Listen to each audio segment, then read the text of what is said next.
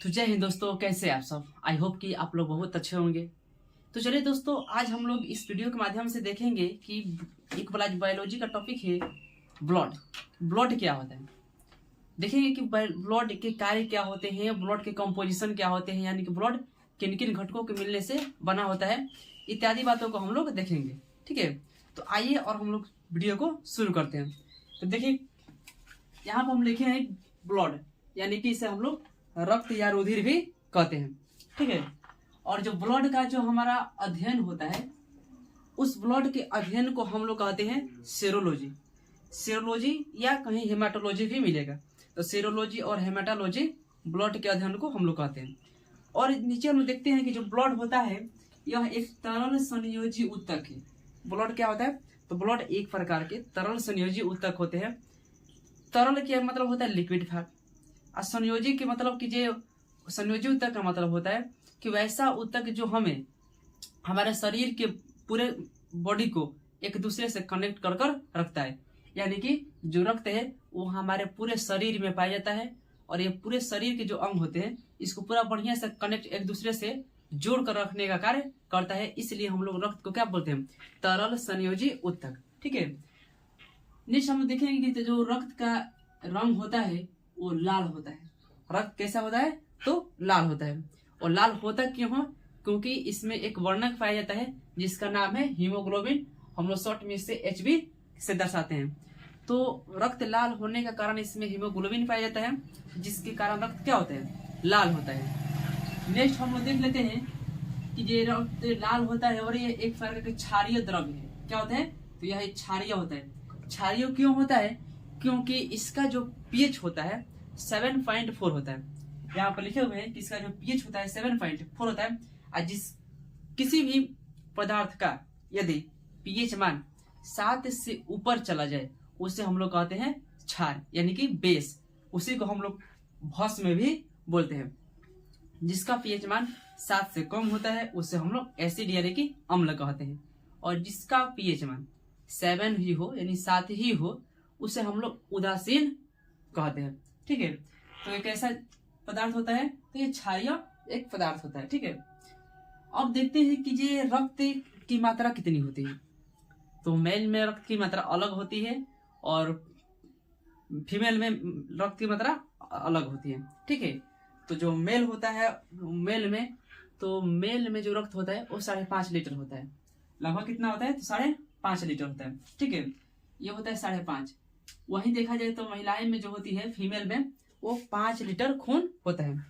आधा लीटर खून क्या होता है, मेल की अपेक्षा फीमेल में कम होता है। ठीक है, अब हम लोग देखते हैं कि जो रक्त होता है, आखिर रक्त में होता क्या क्या है।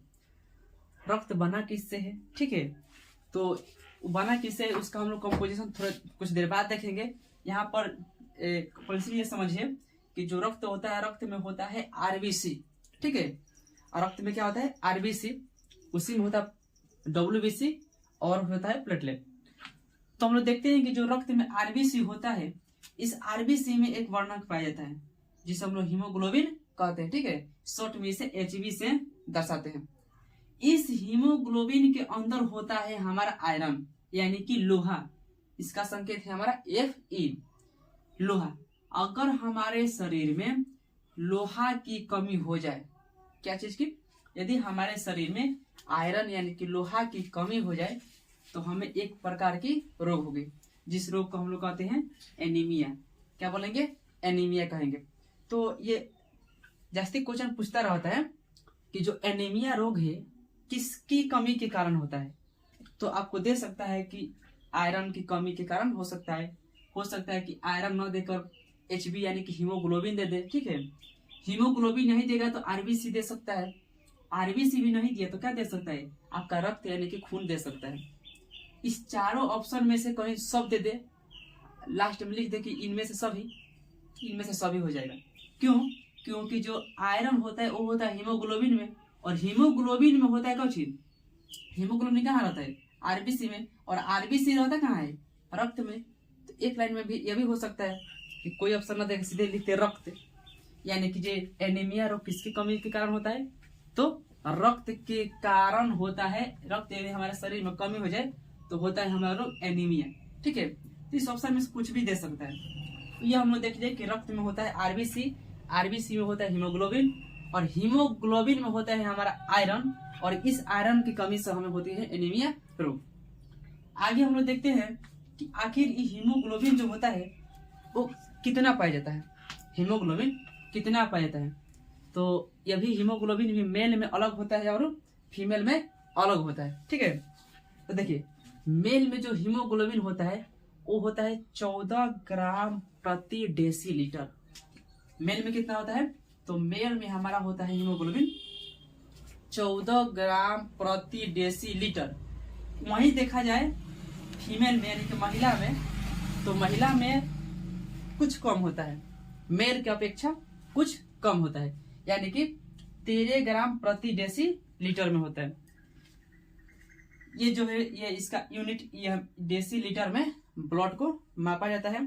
जो पैथोलॉजी लैब होते हैं, जो ब्लड का जांच सीबीसी जांच होता है, तो उसमें जो रिपोर्ट आता है ये ग्राम प्रति डेसीलीटर में ही मापते हैं लोग। ठीक है, तो ये हो गया आपका महिलाएं में जो होता है 13 ग्राम प्रति डेसीलीटर ब्लड होता है। ठीक है, आगे हम लोग देखते हैं कि आखिर जो रक्त है उसका निर्माण होता कहाँ है, आखिर कहीं होगा ना स्टोरेज के लिए कि हाँ इस जगह पर रक्त का निर्माण होता है। देखिए, तो रक्त के निर्माण भी दो प्रकार से होते हैं। ठीक है, एक तो एडल्ट आदमी जैसे हम लोग इंसान, हम लोग जैसे हैं जिसमें हड्डी अच्छा से मतलब बन गया है, हम लोग जैसे आदमी मनुष्य। एक होता है एम्ब्रॉय।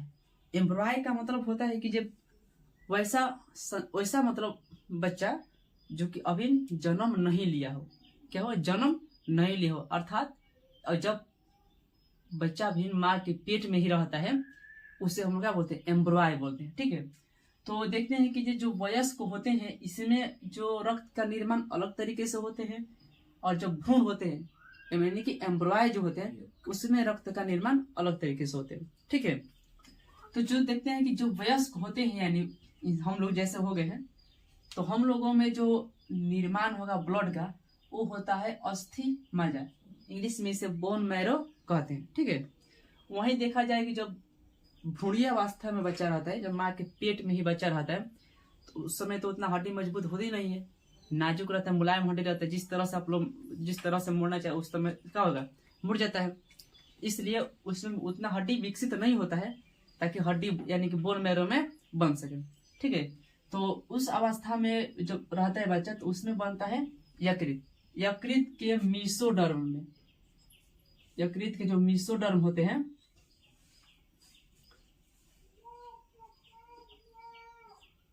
मीसोडर्म, यकृत के मीसोडर्म में निर्माण होता है क्या चीज का, ब्लड का। ठीक है, यकृत याद रखिए, यकृत काफी है। मीसोडर्म यानी यदि पूछ दिया जाए कि बच्चे में जो भ्रूणीयावस्था में बच्चा होता है उसमें रक्त का निर्माण कहाँ होता है, तो यकृत के मीसोडर्म होता है। ठीक है, तो ये हम देख लिए कि रक्त का निर्माण कहाँ होता है। ठीक है, आगे देखते हैं कि ये जो रक्त होता है वो स्टोरेज कहाँ रहता है, आखिर रक्त रहता कहाँ है।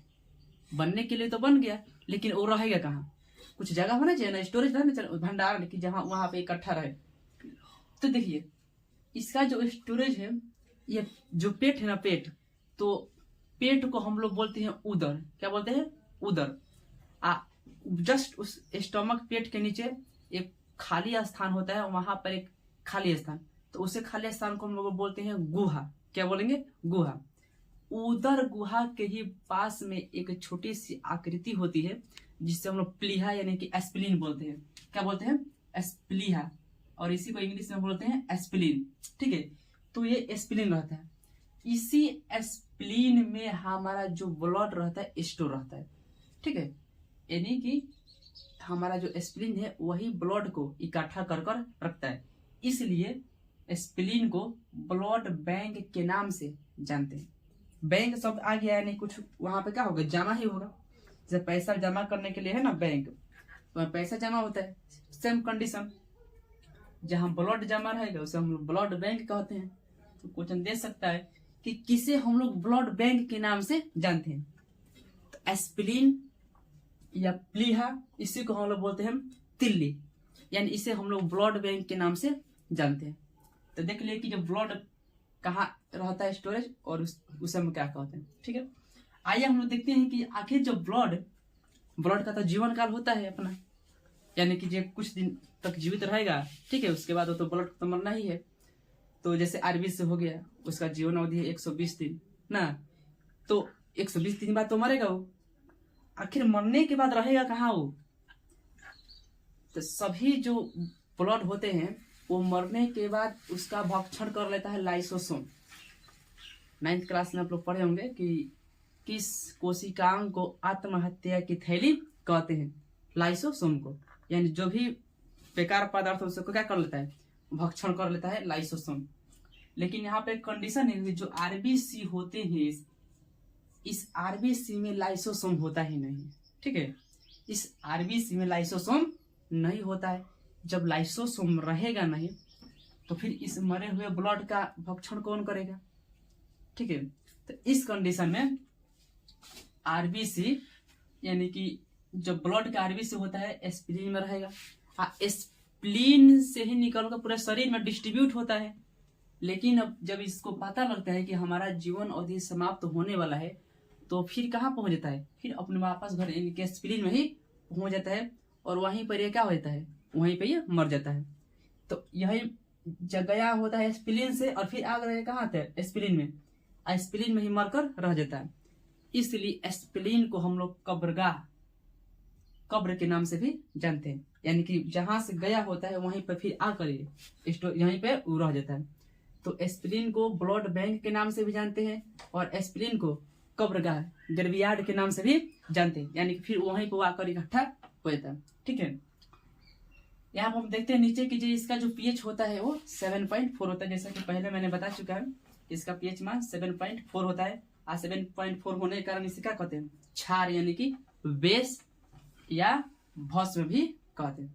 ठीक है, तो देख लिए हम कि इसका पीएच मान 7.4 होता है। बहुत हर एग्जाम में पूछ चुका है ये। ठीक है, तो इसको जितना भी पॉइंट्स लिखे हैं ये सब अपने आप में बहुत एक क्वेश्चन ही है और बहुत इंपॉर्टेंट क्वेश्चन है, इसलिए इसको अच्छा से देखिए। ठीक है, नेक्स्ट देखते हैं कि कोलेस्ट्रॉल क्या होता है? कोलेस्ट्रॉल क्या है? यहाँ पर लिखे हैं कोलेस्ट्रॉल क्या होता है? यह एक प्रकार का चिपचिपा पदार्थ होता है। जैसे फैट वगैरह होता है ना, फैट वगैरह ज्यादा हो जाएगा हमारे शरीर में, तेल वसा घी वो काजू किशमिश सब बादाम वगैरह खाते हैं हम लोग, तो फैट की मात्रा हमारे शरीर में क्या हो जाएगी? ज्यादा हो जाएगी। वसा की मात्रा ज्यादा हो जाएगी और वसा की मात्रा ज्यादा होगी तो ब्लड के साथ क्या होगा? वो पूरा ब्लड में सर्कुलेट करते रहता, ब्लड तो सर्कुलेट करते रहता है और वही ब्लड के साथ वो जो वसा है वो वसा हो सकता है जाकर कहीं चिपक जाए। मान के चलो हार्ट पर जाकर चिपक जाए तो हार्ट को पंप नहीं होने देगा, हार्ट को पंप सही से नहीं होने देगा। ये वसा है। वसा बहुत खराब चीज होता है और ज्यादा एक लिमिट होता है और लिमिट से ज्यादा कोई भी पदार्थ हमारे शरीर में बनने लगे तो हमारे लिए वो खतरनाक है। तो यदि वसा की लेवल 180 से अगर 200 ग्राम, एक लेवल यही होता है 180 से 200 ग्राम तक रह सकता है। इससे ज्यादा हुआ तो हो सकता है कि जब जाकर हार्ट पर चिपक जाए, हार्ट को पंप न होने दे, जिसके कारण व्यक्ति की अचानक क्या होती है? हार्ट अटैक भी आ सकती है। तो ये होता है कोलेस्ट्रॉल, चिपचिपा पदार्थ होता है। तेलों से चीज खाने पर ये बहुत ज्यादा ही निर्माण होता है इससे, ये होता है कोलेस्ट्रॉल। अब हम लोग देखते हैं कि ये ब्लड का जो है कार्य क्या होते हैं, ब्लड के वर्क क्या होते हैं, क्या काम है इस ब्लड का। तो आइए देखते हैं कि ब्लड क्या करता है। देखिए, ब्लड का सबसे पहला काम है कि इस टेम्परेचर को नियंत्रित करता है। ठीक है, शरीर के जो तापमान है ना, तापमान इसका कंट्रोल कर रखता है। एक वैज्ञानिक थे विलियम हार्वे, क्या थे? William Harvey. और विलियम हार्वे ने बताया था कि जो ब्लड है वो हमेशा हमारे शरीर में क्या करता रहता है? परिसंचरण करते रहता है। यानी कि एक स्थान से दूसरे स्थान तक जाते रहता है, सर्कुलेट करते रहता है। ठीक है, तो जब तक हमारे शरीर में ब्लड सर्कुलेट करते रहेगा हमारा शरीर का तापमान बना रहेगा, जो कि कितना होता है? 37 डिग्री हमारे शरीर का जो तापमान होता है वह 37 डिग्री सेल्सियस होता है।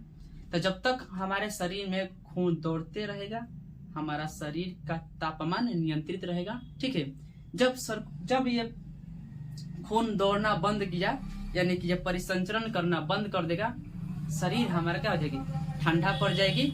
और ये पता ही कब होती है, धीरे धीरे जब व्यक्ति की क्या होती है, मृत्यु होती है, तो ब्लड सर्कुलेट करना क्या कर देता है, बंद कर देता है और व्यक्ति की मृत्यु हो जाती है। उस समय ठंडा शरीर पूरा क्या होता है, पाला यानी कि ठंडा, एकदम ठंडा पड़ जाएगा ब्लड शरीर। ठीक है, तो ये तापमान का नियंत्रित करता है। ठीक है, आइए अब देखते हैं कि दूसरा यह इसका पॉइंट है कि पोषक पदार्थों का ही परिवहन करते हैं। पोषक पदार्थ यानी जो हम लोग भोजन करते हैं, तो भोजन करने के फल स्वरूप जो हमारे शरीर में एनर्जी का निर्माण होता है, उस एनर्जी को ब्लड के साथ मिलाकर ब्लड क्या करता है, ब्लड के साथ मिल जाता है एनर्जी और पूरे शरीर में क्या होता है, शरीर की कोशिकाओं तक डिस्ट्रीब्यूट हो जाता है। तो ये करता है क्या चीज, तो पोषक पदार्थों का भी क्या करता है, परिवहन करता है। ठीक है, और यह करता है गैसों का परिवहन, सबसे इम्पोर्टेंट है, यह गैसों का परिवहन करता है। गैस में जैसे आप लोग रिस्पिरेशन में बताए थे, श्वसन तंत्र में कि वायुमंडल से ऑक्सीजन को लाकर शरीर के विभिन्न कोशिकाओं तक क्या करना, पहुंचाना, और उस शरीर से CO2 को लाकर शरीर से बाहर निकाल देना, क्या कहलाता है, श्वसन कहलाता है। यानी कि ऑक्सीजन उसमें मेन होता है ना, तो ये गैसों का परिवहन करता है। गैस में कौन कौन, तो ऑक्सीजन और CO2। ऑक्सीजन को हमारे शरीर में ले जाता है और CO2 को शरीर से बाहर निकालता है। तो ब्लड परिवहन करता है किसका, तो ऑक्सीजन और CO2 का। उसमें हम बताए थे कि जो रक्त का जो हीमोग्लोबिन है यही मेन है, यही हीमोग्लोबिन इन लंग्स से यानी कि वायु कोष्ठ से O2 को लेकर गया था, उधर से फिर CO2 को लेकर आकर फेफड़ा को देता, फेफड़ा क्या किया, ट्रेकिया के द्वारा शरीर से बाहर निकाल देता है। उस रेस्पिरेशन में बताए थे हम। तो ये हो गया गैसों का परिवहन। इसके बाद ये और पदार्थों का जैसे बेकार शरीर में बेकार पदार्थ बन जाता है, उसे भी क्या करता है, शरीर से बाहर निकालने का कार्य करता है। ठीक है, तो ये हो गया इसका कार्य, यानी कि ब्लड का हम लोग देखिए निर्माण कहाँ होता है, कहाँ स्टोरेज रहता है, पीएच, कोलेस्ट्रॉल, इसका कार्य देखिए। ठीक है, आइए अब देखते हैं कि आखिर ब्लड का कंपोजिशन क्या है, यानी कि ब्लड बना कैसे है, कौन कौन से उसमें पार्टिकल्स मौजूद है।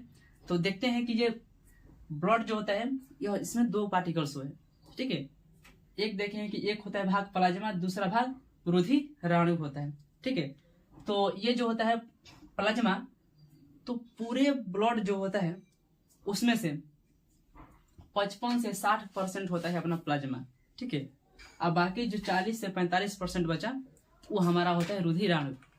रुधिराणु यानी कि कण, इसे हम क्या बोलते हैं, रुधिराणु या रुधिर कण भी कह सकते हैं लोग। तो ये होता है रुधिराणु। अब हम देखते हैं एक एक मेनली को कि प्लाज्मा, आखिर प्लाज्मा में होता क्या है। तो देखिए जो प्लाज्मा होता है वो इसका कलर पीला कलर का होता है। प्लाज्मा कैसा होता है, पीला कलर का। ठीक है, इस प्लाज्मा में 2 प्रकार के प्रोटीन पाए जाते हैं। कितने प्रकार के, 2 प्रकार के प्रोटीन पाए जाते हैं, जिससे हम लोग बोलते हैं फाइब्रिनोजेन और थ्रोम्बिन, प्रोथ्रोम्बिन।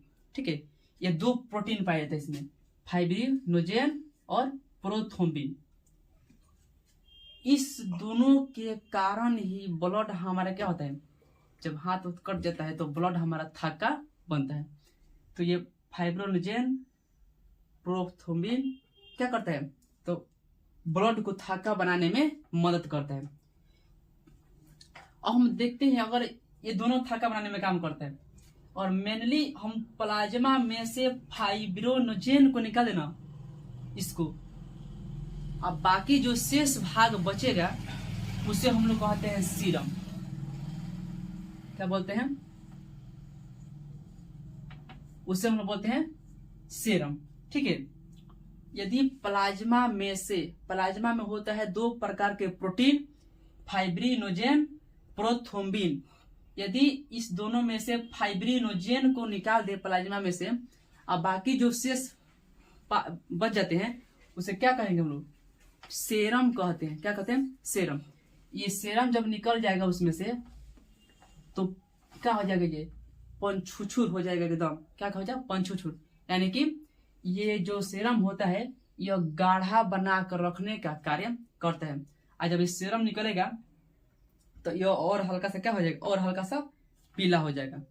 जब भी बीमारी होता है ब्लड का टेस्ट तो उस सेरम का ही जांच किया जाता है। ठीक है, तो ये हमारा हो गया फाइब्रोजन सेरम प्रोथ्रोम्बिन। अब हम लोग देखते हैं कि रुधिराणु जो होते हैं 40 से 45%, ये रुधिराणु में 3 प्रकार के कण पाए जाते हैं। ठीक है, वो होते हैं आपका आरबीसी, डब्ल्यूबीसी और platelet. RBC, WBC, platelet. RBC का हमेशा टेक्निकल नाम पूछ देता है, बायोलॉजिकल नेम। तो आरबीसी का जो बायोलॉजिकल नेम होता है वो होता है एरिथ्रोसाइट। क्या होता है, एरिथ्रोसाइट। डब्ल्यूबीसी को ल्यूकोसाइड और प्लेटलेट को हम लोग बोलते हैं थ्रोम्बोसाइड। सबके अंत में साइड लगा हुआ है। ठीक है, तो ये हमेशा पूछता रहता है कि आरबीसी का बायोलॉजिकल नाम क्या है, टेक्निकल नाम क्या है इसका। तो आरबीसी का टेक्निकल नाम एरिथ्रोसाइड, डब्ल्यूबीसी का ल्यूकोसाइड और प्लेटलेट्स का होता है थ्रोम्बोसाइड। प्लेटलेट को हिंदी में बिंबाणु भी कहते हैं। आपके ऑप्शन में बिंबाणु भी दे सकता है, इसलिए इसे नोट डाउन जरूर कीजिएगा।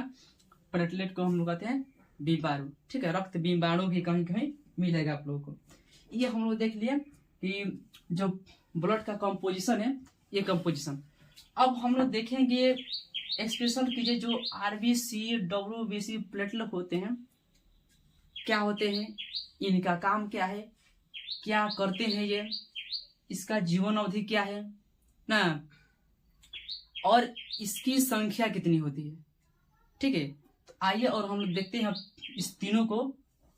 तब तक के लिए देख लीजिए एक बार। ठीक है, और इसका एक स्क्रीनशॉट लीजिए ताकि हम लोग अब इस तीनों को मेनली देखेंगे। ठीक है।